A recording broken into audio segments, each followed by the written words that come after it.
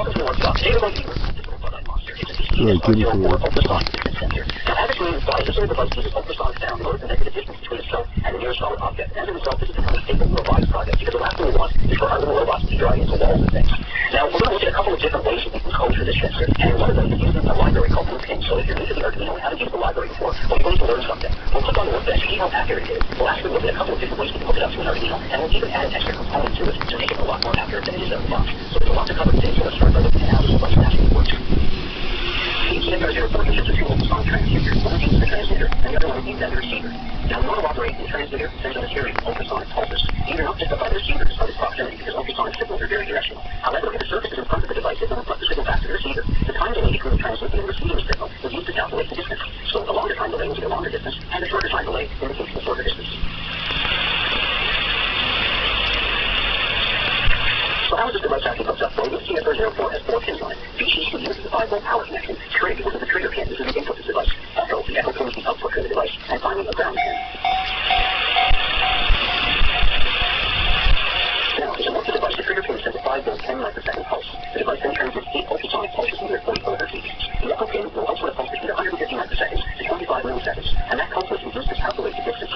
It will output a pulse to 38 milliseconds if there is no object detected. So look at the timing. Notice this is not to scale. First, we will send the trigger pin a 10 microsecond pulse and transmit 8 ultrasonic pulses. Now, in this case, there is no object, so the echo is 38 milliseconds. However, if we put an object in front of the device, we'll see the difference. Now, again, we'll send the trigger pulse at 10 microseconds, we'll send other ultrasonic pulses. Only now the signal is being reflected back, and comes back with a timing of 500 microseconds. We can read this now 6 minutes distance. Ultrasonic signals travel at the speed of sound. At 20 degrees Celsius, the speed of sound is 343 meters per second. Now, remember, the time we're measuring with the CSR04 is for a return trip, so we need to divide this in half to calculate the actual distance. Take a look at the variables that we'll be using in our equation. Delta T, the time delay, C is the speed of sound, and D is the distance we'll be measuring. And as a reminder again, the speed of sound is 343 meters per second. Now, we're going to be measuring in centimeters. Let's change the units to make it easier. 343 meters per second is 0.0343 centimeters per second. Another way of looking at this is the sound takes 29.154 microseconds to travel a centimeter, and you can consider that to be the pace of sound. Now, if you're not familiar with the metric system, 2.54 centimeters equals 1 inch, so you just convert the result if you can if you need to.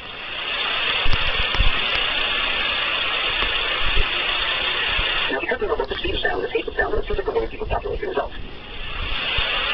Our first metric will use the speed of sound. And so the formula is the distance equals the time divided by 2 multiplied by the speed of sound. Now, let's play the values we just got. So, in our case, 500 divided by 2 times 0.0343, which equals 8.575 centimeters. And the second method involves the pace of sound.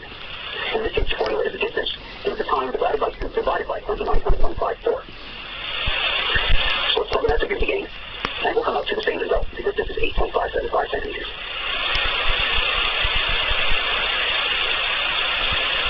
Now, for those of you who are metrically impaired, 8.575 centimeters is the same as 3.376 meters.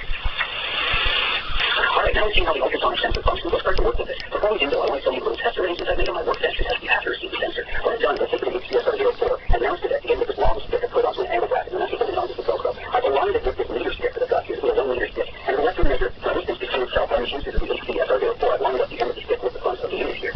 Now, I'm going to use this piece of wood simply to reflect the ultrasonic signal back to the device, and we can see how accurate it actually is. Now, if you're wondering about all this mouse pad signals I have on here, that's simply so I can push an Arduino and a throttle breadboard beside the device and do my wiring. So now you can see my test setup. Let's actually hook this up and start coding with an Arduino and check out how accurate it is. Hooking up the CSR04 to the Arduino is actually pretty simple. I connected the 5 volts of the CSR04 to the Arduino's 5 volt output. I connected the trigger pin to the Arduino's digital pin number 10. I connected the echo pin to Arduino pin 13. And I connected the ground to the Arduino's ground. Now we can use 2 different IO pins if you wish. All you have to do is change the step. So let's take a look at the first step that we'll be running with the CSR04. Now we start off by defining the connections that we made to the trigger pin and the echo pin. So I'll define the trigger pin as pin number 10, the connection to the trigger on the CSR04, and the echo pin as defined as pin number 13. Now if you wish, you can use different digital IO pins on your Arduino to change the 10 and the 13 to match the way that you wired your sensor. And we define a couple of floats. Now floats with floating point variables, either number 50 to 16 decimal points. I've got 2 of them. One for duration, that's going to define the duration of the signal we get back from the CSR04, and the other one for distance. This is going to be our final result in centimeters in this case. Now, we'll start in the setup. We're going to be using Arduino's serial monitor to monitor the results. So we'll set up the serial monitor at 9600 bars, and then we'll define our 2 pins. Our trigger pin is an output because we're sending pulses out from the Arduino to the device, whereas our echo pin is the input back to the device. Now, we define that with that to go into the loop. Now, if you recall, the first thing we have to do with the CSR04 is send the 10 microsecond pulse, and we're going to do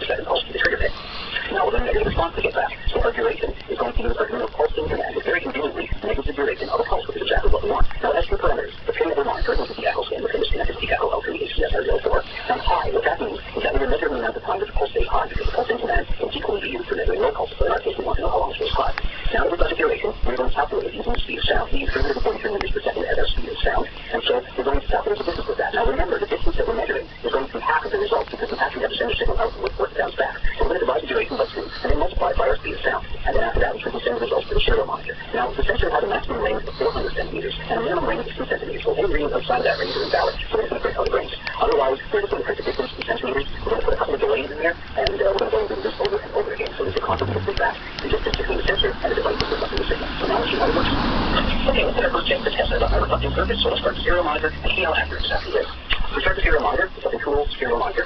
And it's reading some readings back. These are probably spurious readings from items on my workbench. So let's put this down at the, let's say, 30 centimeter mark. So here I'm at 30 centimeters. And we get some readings up to 30.01 there. A lot of it has to do with how steady I hold this thing. So take a look at it. That's very close to city. Let's move it down a little bit. Put it down to 10 centimeters. So here at 10 centimeters, which is roughly 4 inches. Again, here's a 9.919. It's a little low, but it's close. That's 20 centimeters then. 19.16, 19.57. Seems very close, but it seems a little bit off. And let's back up to maybe 50 centimeters now. And we're a little low, but it's not terrible.